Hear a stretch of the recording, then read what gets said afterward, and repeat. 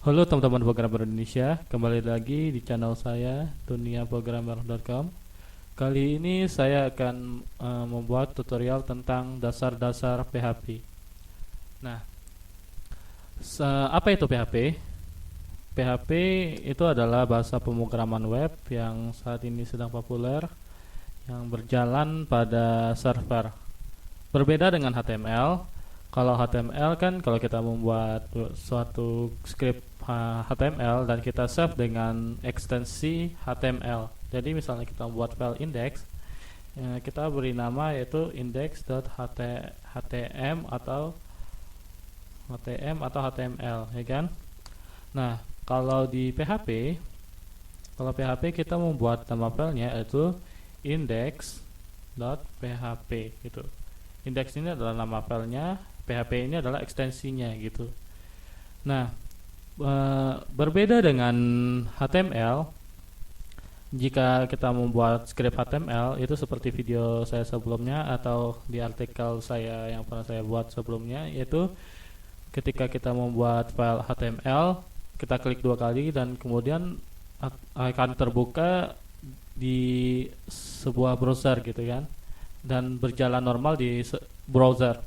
Itu terjadi karena HTML itu berjalan pada client, jadi tidak membutuhkan server untuk menjalankan codingnya gitu, menjalankan markupnya.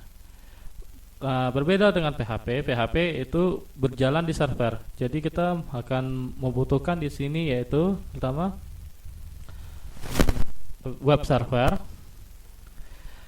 Itu kita bisa membangun web server menggunakan localhost atau membangun localhost dengan SAM.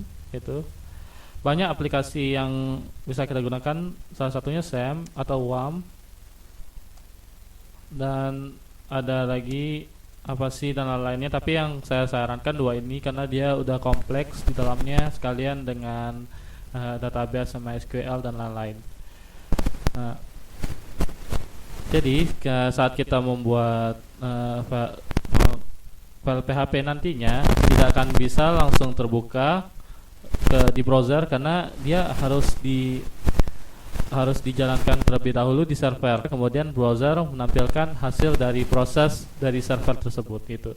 Jadi HTML lebih untuk menampilkannya dan PHP itu memproses data seperti itu. Nah, bagaimana kita membuat coding dengan PHP? Sebentar, saya buka dulu Notepad++. Ya.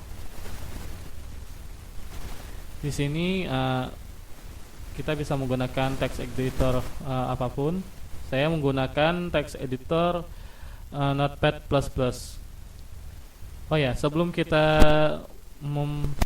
membuat coding atau mempelajari codingnya, kita harus menginstal web servernya tadi kan? Ya, itu SAM. Kita download dulu SAM-nya. Itu di nih apa sih friends.org. Di sini kemudian pilih yang Windows, kalau pakai Linux ya pakai Linux, apalagi kalau Mac OS. Oke. Dan tunggu sebentar. Nah, sedang proses download ya. Nah, kita tunggu sebentar selagi mendownload, 3 detik lagi. Nah, setelah itu kita jalankan, kita install.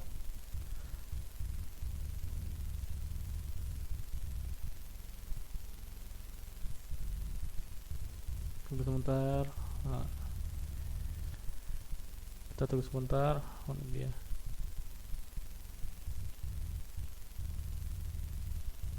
Nah, next.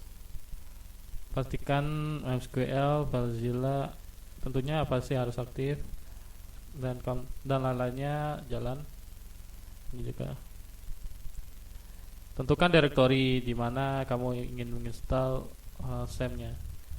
Kalau saya sih menginstalnya di D gitu, di D kemudian di SAM di sini saya tulis D.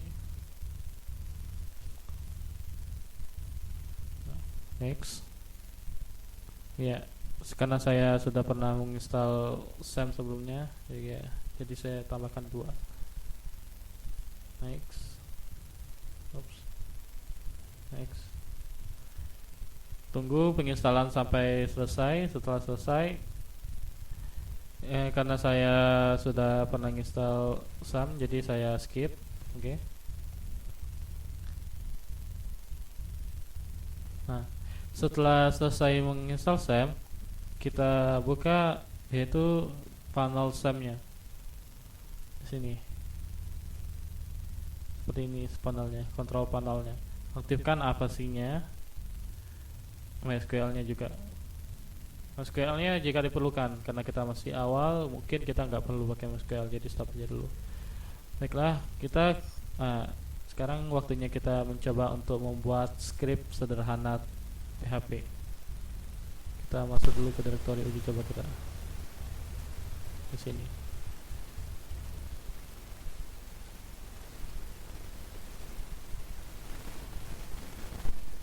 Basic.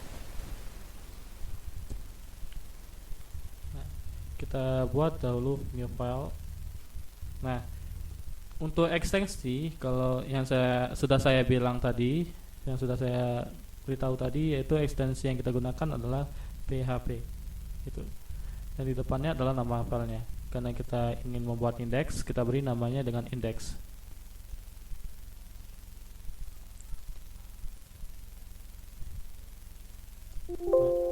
Yes.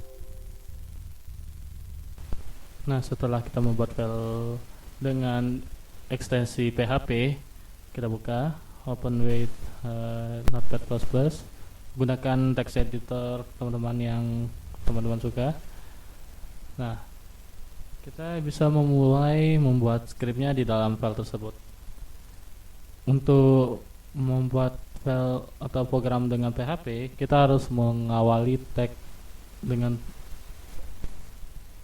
untuk membuat script PHP, kita harus mengawali dengan tag tanda panah seperti ini, kurung panah seperti ini, tanda tanya, dan PHP. Dan kemudian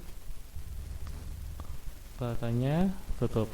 Nah, ini adalah pembuka dan penutup dari tag PHP gitu, script PHP. Jadi kita bisa membuat script PHP-nya di antara tag buka dan tag tutup ini. Coba kita ketikkan di sini hijau halo dunia. Nah, hijau berfungsi untuk menampilkan string, untuk menampilkan data. Nah, coba kita jalankan. Kita harus mengetikkan localhost kan, localhost SAM kita kan sudah membuat SAM tadi kan, kita sudah install SAM di sini. Pastikan terlebih dahulu aplikasinya aktif agar localhostnya bisa jalan gitu. Nah, ini ada 81 karena saya menggunakan port 81. Kalau teman-teman tidak pernah merubah portnya, hilangkan saja seperti ini gitu. Karena saya menggunakan port 81, jadi saya harus mengetik 81. Dan uji coba adalah halaman yang ada di dalam atau direktori yang ada di dalam SAM folder. Kita buka dulu folder SAM, yaitu di D. Saya misalnya di D, jadi saya ada di D. Kalau teman-teman misalnya di C, biasanya ada di C, kemudian SAM htdocs. Nah, saya tadi membuatnya di dalam folder uji coba.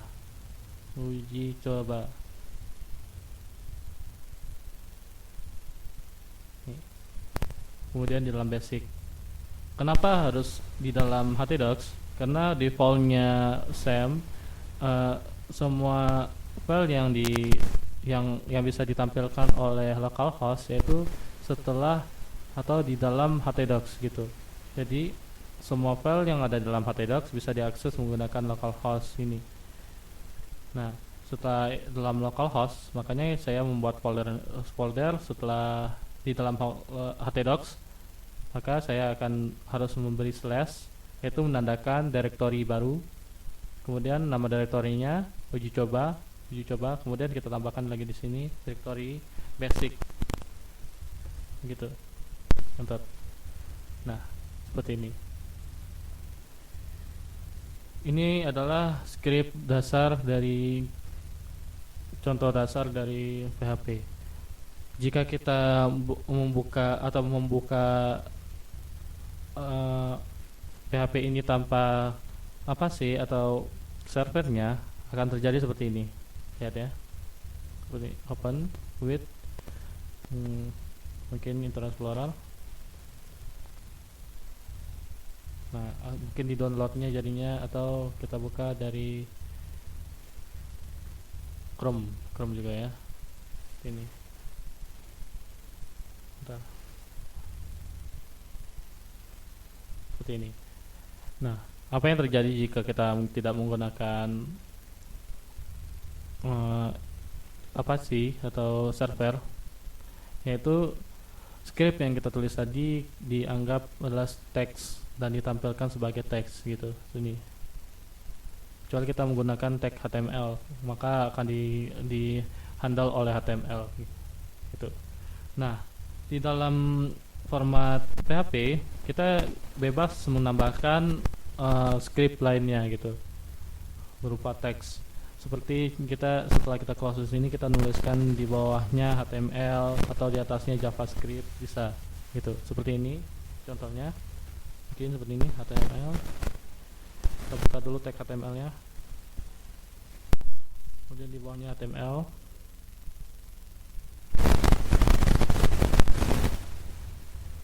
dan di sini head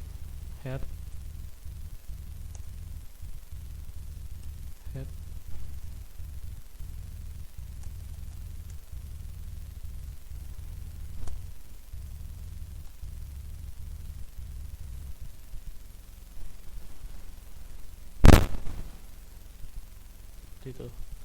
Nah, kita tambahkan title dulu di sini. Titelnya adalah mungkin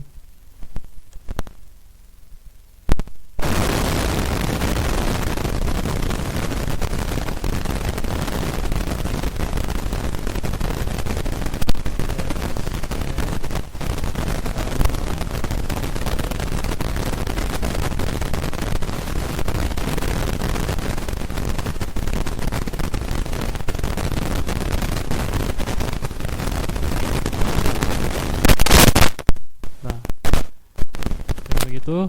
Di dalam script PHP tadi terdapat HTML juga di dalamnya. Kita coba run. Lihat, sekarang namanya titelnya sudah berganti dengan website pertama saya, dan HTML-nya tidak kelihatan karena kita tidak menggunakan pengaturan teks dalam HTML-nya. Mungkin di sini kita tuliskan B sebagai bold untuk penekanan terhadap huruf B. Save, berubah gitu. Jadi di dalam file PHP kita bisa menuliskan HTML juga di dalamnya. Nah, ini jika kita menggunakan format HTML, kita tidak bisa menuliskan PHP di dalamnya.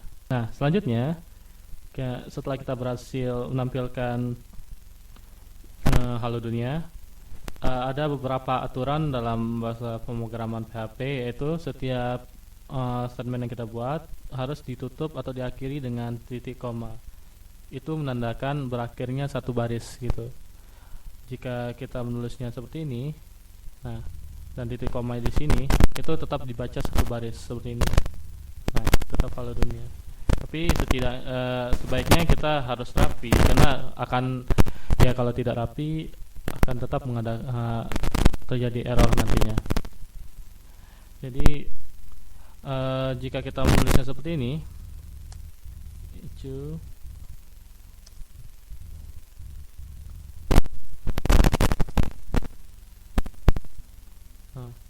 jika kita tidak menggunakan titik koma, nih titik koma kedua-duanya saya hapus. Jika kita tidak menggunakan titik koma akan terjadi error. Nah, maka dari itu jangan pernah lupa untuk menutup dengan titik koma. Nah, di dalam PHP kita juga bisa menambah komen. Kalau di HTML kan komennya seperti ini. Itu komen. Komentar gitu kan. Komentar itu berfungsi supaya kita ingat script yang kita buat fungsinya itu apa gitu. Jadi kalau di PHP kita juga bisa membuatnya seperti itu, yaitu dengan double slash seperti ini. Kemudian kita tuliskan ini adalah script pertama saya.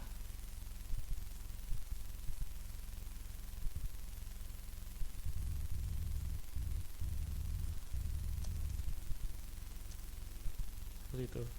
Jadi kita bisa menambahkan komen sebanyak-banyaknya, tidak akan dimunculkan di dalam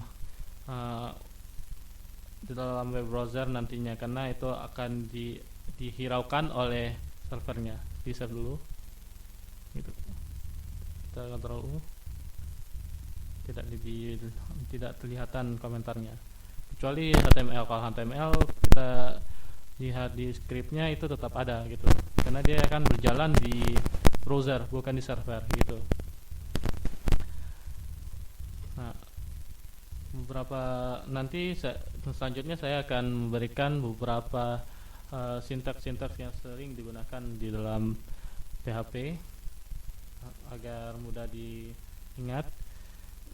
Kalau komentarnya ini kan komentar untuk satu baris. Jika lebih dari satu baris itu kita gunakan itu slash bintang, kemudian akhirnya di mana?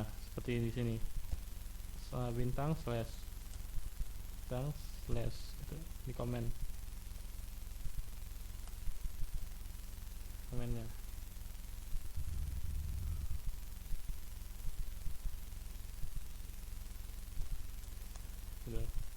Dari sini sampai sini kita bisa nuliskan terserah dia mau tulis apa gitu.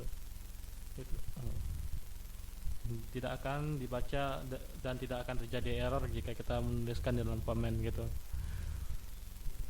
Nah, seperti ini.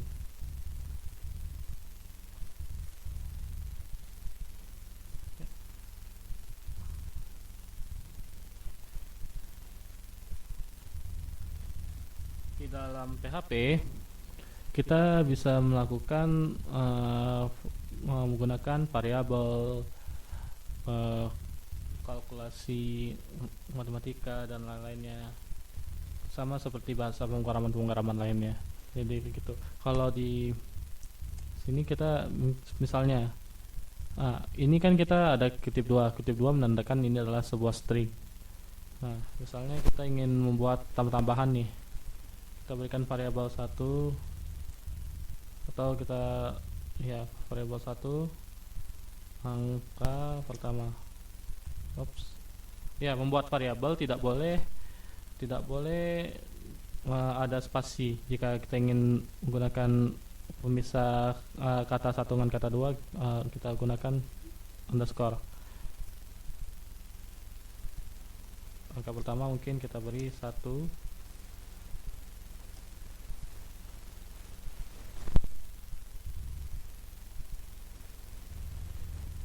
Angka pertamanya 1, kita buat angka keduanya itu 2. Kita akan menambahkan 1 tambah 2. Kita belajar matematika bentar. Itu kita tambahkan itu angka pertama.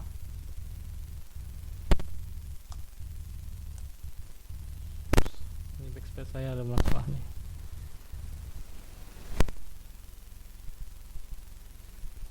Tambah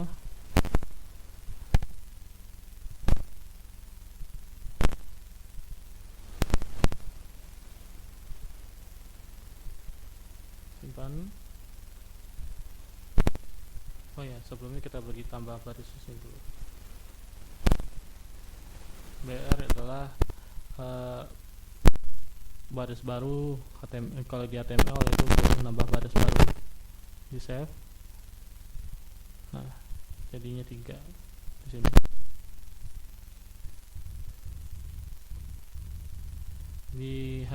di PHP kita tidak bisa membuat nama variabel di awalnya itu adalah angka seperti ini. Angka misalnya variabel 123 ini akan dibaca sebagai currency atau mata uang karena di depannya dolar gitu kan, seperti itu. Jadi sebaiknya kalau kita ada unsur angka di depan variabel yang ini kita buat, kita tambahkan underscore seperti ini. Jadi akan diatasi oleh underscore, jadi dia dahului oleh underscore baru angka di belakangnya. Jika hanya huruf ya langsung aja nggak apa-apa gitu. Gini. Dan kemudian kita nggak harus menentukan DP datanya karena kita tinggal string dengan numeric biasanya. Atau kita juga bisa menambahkan array di dalam variabelnya. Cukup sekian dahulu untuk video kali ini. Terima kasih sudah menonton. Video selanjutnya saya akan share lebih banyak lagi coding-coding yang sering digunakan agar kita mudah untuk membuat program website. Terima kasih sudah menonton. Stay tune my channel and subscribe and share to your friend. Thank you.